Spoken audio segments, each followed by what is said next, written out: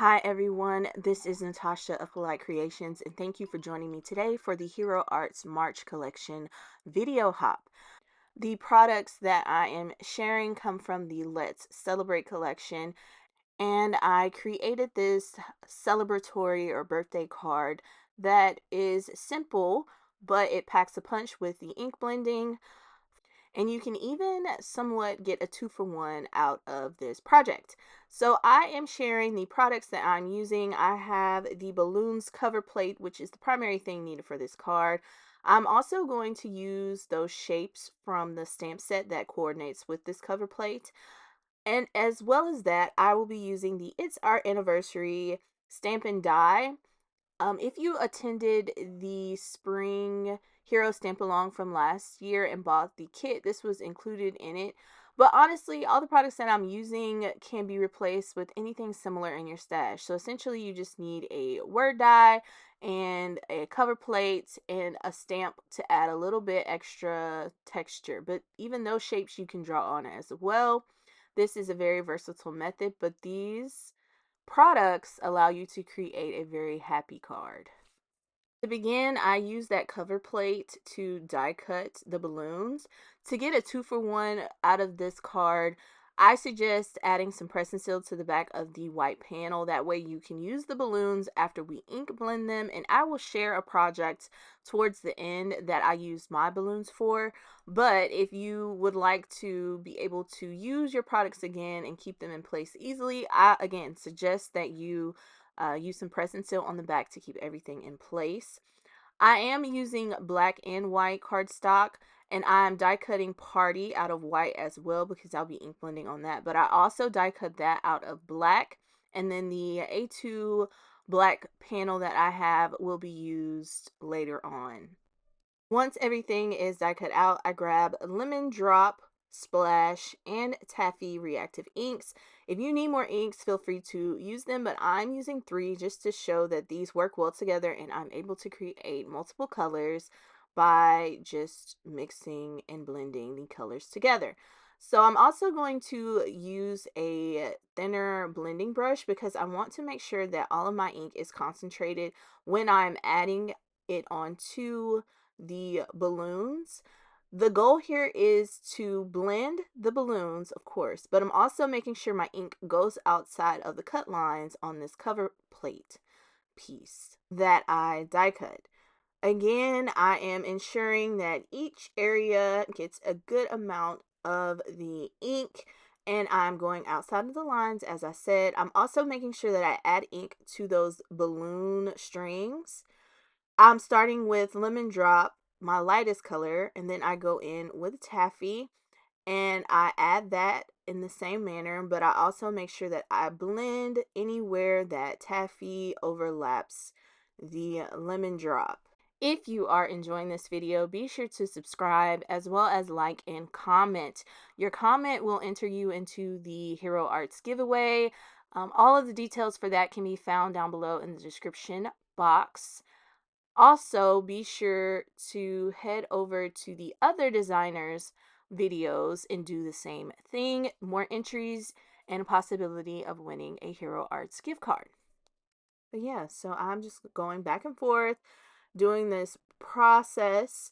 You can always add more later if you don't want to be too heavy-handed at first, but this is just a simple process. Once the taffy is done, I go in and do the same thing with the splash. And I will say I'm being a little bit more careful with the splash because I want to make sure that there's an even amount of each of the colors. I didn't want there to be too much purple. I also didn't want to muddy my colors. So I'm doing it last. I have a smaller brush that I use for certain areas. So just keep that in mind as well.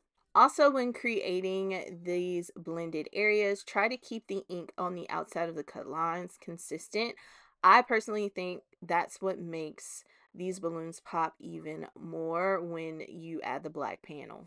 Once I am complete, this is how things are looking. It looks a bit blotchy. So what I do is I go in with some white unicorn ink and I add that to the center, and that not only helps those overlapping areas blend better, but it grabs your attention more towards the center. It softens that. So you have like a highlighted area on these balloons. So that is one little tip that I have for you. I carefully remove the balloons and strings from the panel, and they are left there. They are actually stuck to some press and seal. And I just go back in and add more color to blend where necessary. And now I'm going to show you the card that I created using the balloons. I made this big balloon bunch for a happy birthday Polaroid type of card. And I just layered those in. It's a simple enough technique. And this also uses the layering stencil that is a part of this release as well. So there are endless possibilities for what you can do, but you do have these extra balloons to play with if you so choose. But once I've completed the balloons, I essentially do the same thing with the word party. I am going to concentrate the colors in areas and blend along. The only difference is that this time I am not worried about the color going outside of the lines. I'm more concentrated on the actual word dye itself because that is what I'll be popping out and using. Again, you can use however many colors of ink that you would like, but I love that I'm using only 3 colors and able to get all of the colors of this bright rainbow. Once I have completed this inking, I go in with a white jelly pen and add those little highlight marks just so things pop even more.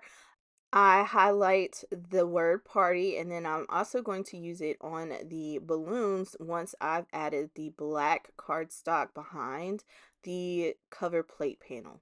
Moving right along, I want to go in and add a little bit more. So I'm using those little confetti stamps and some black, intensified black ink from Hero Arts to add those shapes around the balloons, just to add a little bit more contrast and fill in some of the gaps around the balloons. So I'm going to stamp those on. If you don't like them, don't add them, or you can even just use a black pen and add some confetti looking shapes if you choose. I take a few seconds to heat set the black just so I don't smudge all the work that I've done with ink blending. And now it is time to layer up my card. So I'm grabbing my panel of black, and I end up actually cutting this down a little smaller than A2 just to make sure that I don't have any overhang on the edges. I use some foam, and I am just going to pop up the white panel onto the black panel. I'm also going to use foam to pop the party up onto another word of party in black. When I am layering up these words, I'm trying to create a small offset, which is why I didn't use the outline die that came with this. I just wanted there to be a small and subtle bit of shadowing there. So once I have those in place, I'm going to use some wet glue to adhere the party towards the bottom of this card panel. I carefully work around the party and allow that to dry by grabbing my white jelly roll pen, and I go in and add highlights to those black balloons, and I feel like it makes the card come to life. Those balloons pop a little bit more. This is a fun and dimensional card, but it's also bold, and I just love how almost electrifying the color looks around these balloons. That is all that I have to share with you today. Thank you for joining me for the Hero Arts March video hop. Be sure to head over if you see anything that you like. Have a great day.